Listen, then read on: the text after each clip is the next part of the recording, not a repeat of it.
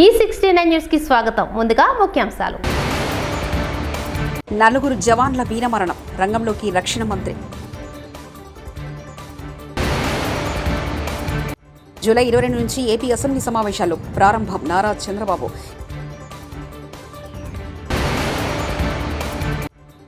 ఇదేనా ప్రజాస్వామ్య పాలన, ఎటుపోతుంది సబిత.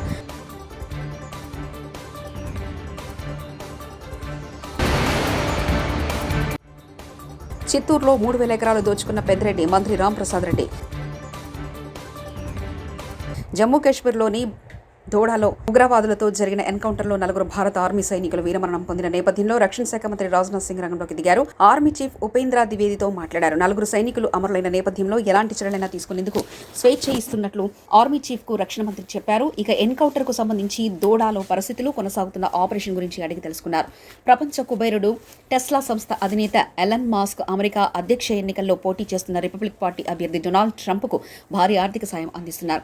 ట్రంప్ కు తన సంపూర్ణ మద్దతును ప్రకటించారు. ట్రంప్ ఎన్నికల ఖర్చు కోసం భారీగా నిధులు సమకూర్చేందుకు మాస్క్ సిద్ధమైనట్లు అంతర్జాతీయ మీడియాలో వార్తలు వస్తున్నాయి.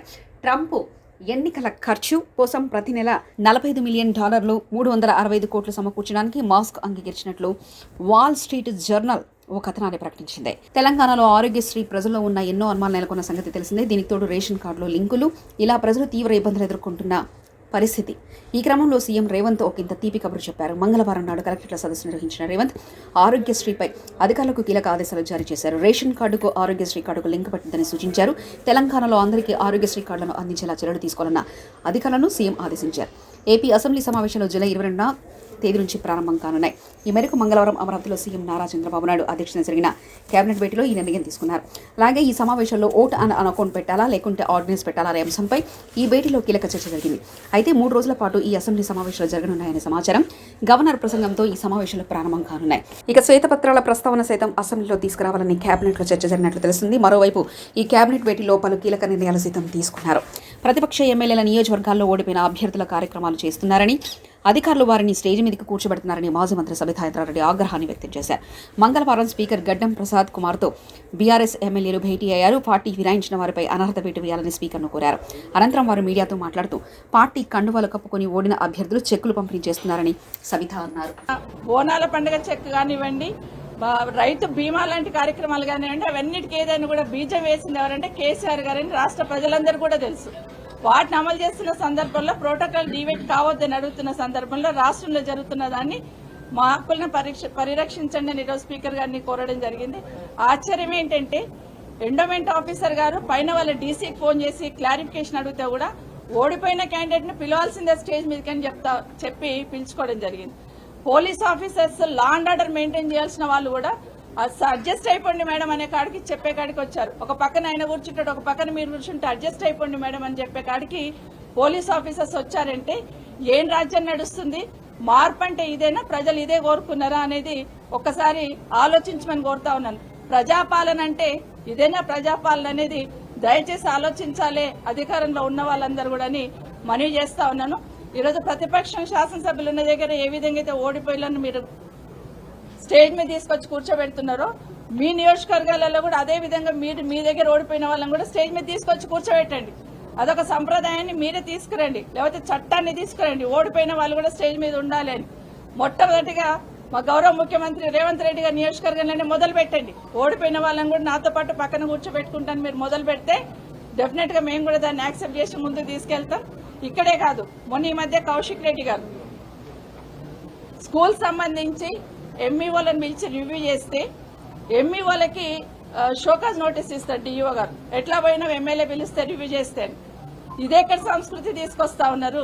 ఎమ్మెల్యే గారు స్కూల్ సంబంధించిన విషయాలను రివ్యూ చేస్తుంటే దానికి సంబంధించిన ఆఫీసర్స్ ఎంఈఓలందరికీ కూడా షోకాజ్ నోటీస్ ఇవ్వడం వల్ల దాన్ని జిల్లా పరిషత్ మీటింగ్ లో ప్రశ్నిస్తే ఎమ్మెల్యే గారి మీద కేసు పెట్టడం జరిగింది. కనీసం కేసులు పెడుతున్నప్పుడు స్పీకర్ గారు పర్మిషన్ తీసుకోవాలని కూడా ఆలోచన లేకుండా కేసు రిజిస్టర్ చేయడం జరిగింది. కోవా లక్ష్మి గారు తను ప్రోటోకాల్ పాటించట్లేదని తను కలెక్టర్స్ వాళ్ళని అడిగితే అక్కడ కూడా మమ్మల్ని మా విధులకు ఆటంకం కలిగించని కేసు పెట్టడం జరిగింది. ఇప్పుడే మా గౌరవ డిప్యూటీ స్పీకర్ గారు పద్మారావు గారు వారి నియోజకవర్గంలో ఇప్పుడు చెక్కుల పంపిణీ ఉంది.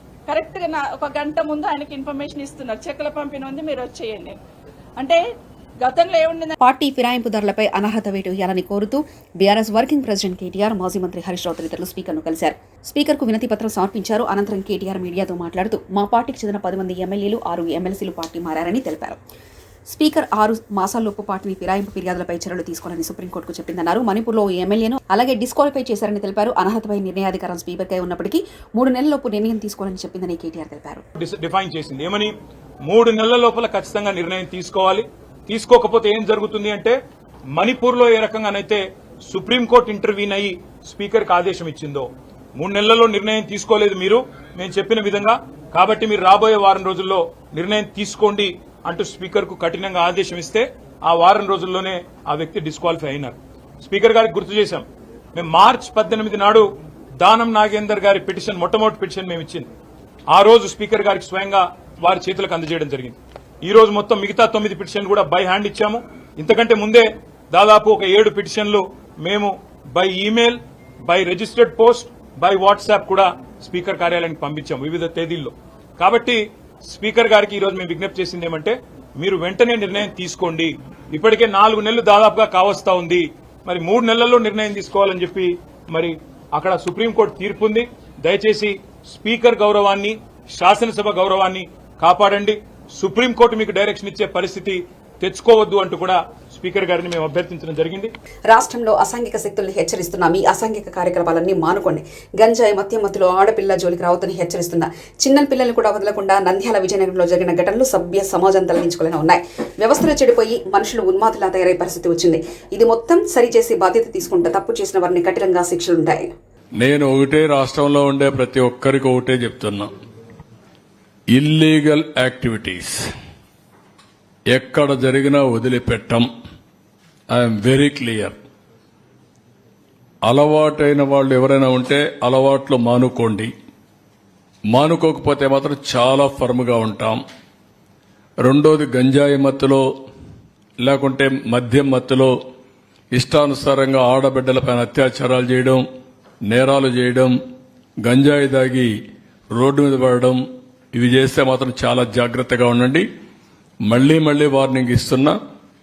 ఒకసారి చెప్పా, రెండోసారి చెప్పా, మూడోసారి చెప్పా, రేపు ఏం చేయాలనో కఠినంగా వ్యవహరించి చేసి చూపిస్తాం. హెచ్చరిక చేస్తున్నా రాష్ట్రంలో ప్రతి ఒక్కరికి, యాంటీ సోషల్ ఎలిమెంట్స్ కి అందరికీ హెచ్చరిక చేస్తున్నా. అందుకే ఈ రోజు జరిగిన నంద్యాలలో జరిగిన ఇన్సిడెంట్ గాని, అదే మరి ఈస్ట్ గోదావరిలో శ్రీకాకుళంలో జరిగిన ఇన్సిడెంట్ గాని చాలా సర్వసభ్యం సమాజం చీకొట్టే సందర్భాలు ఇవి.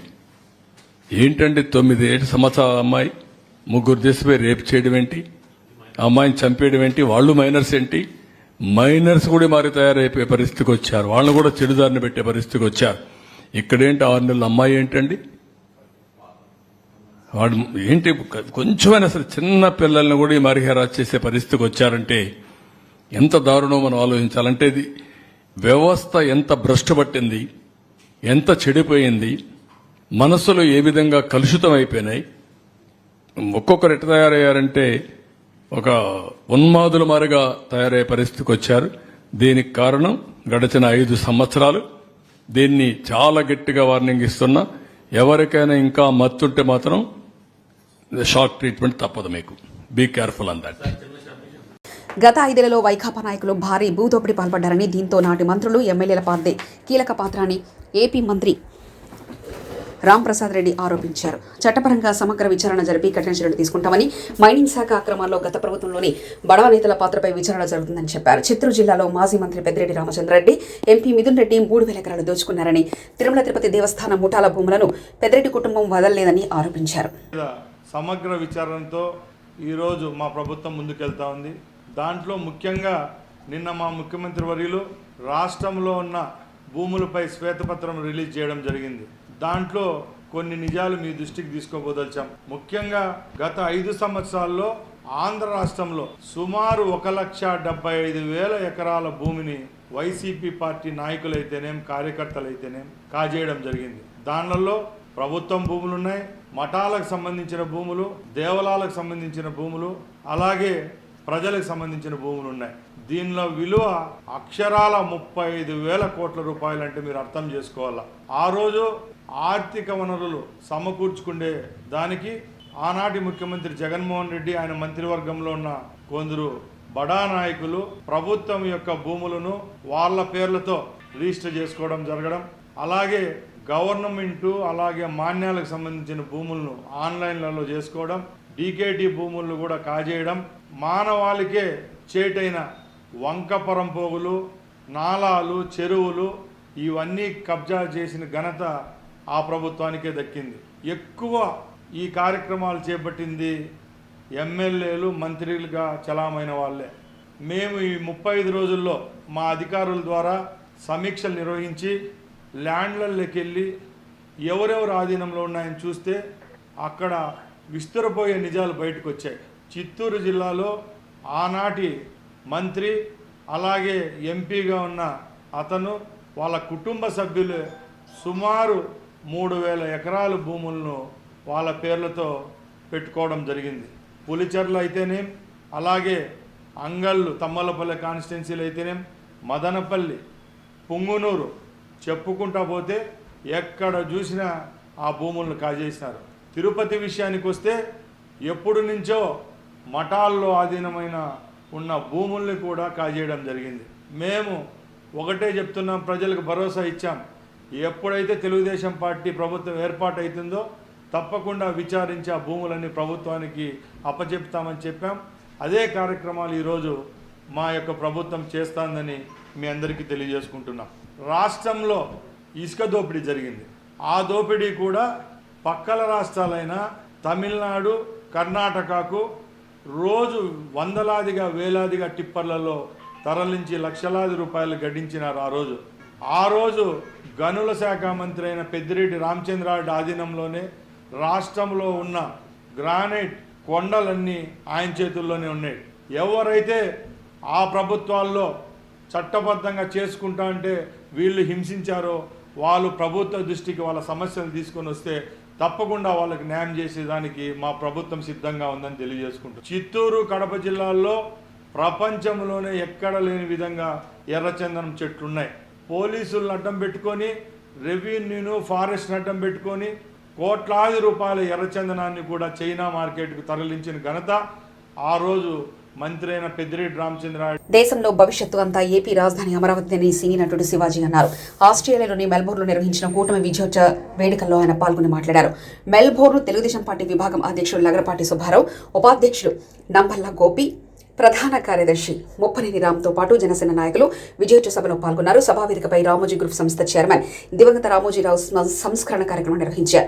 రామోజీరావు చిత్రపటానికి నివాళులర్పించారు. రామోజీ ప్రస్థాన్ని, విజయాలను గుర్తు చేసుకుంటూ రూపొందించిన లఘు చిత్రాన్ని ప్రదర్శించారు.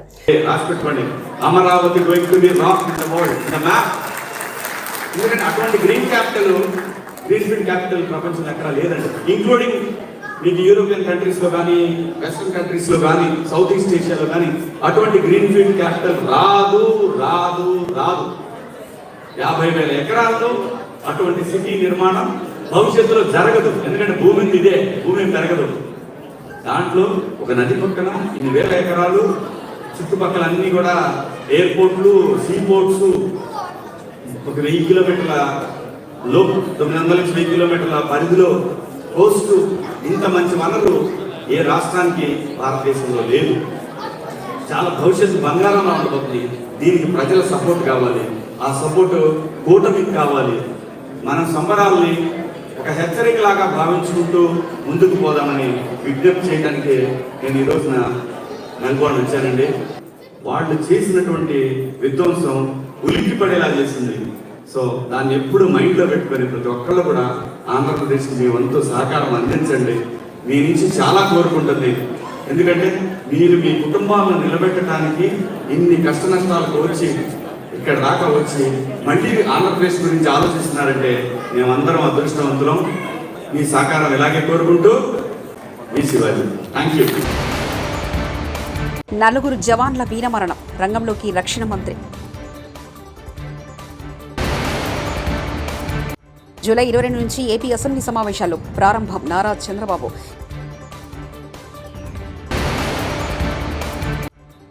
ఇదేనా ప్రజాస్వామ్య పాలన? ఎటుపోతుంది సబిత?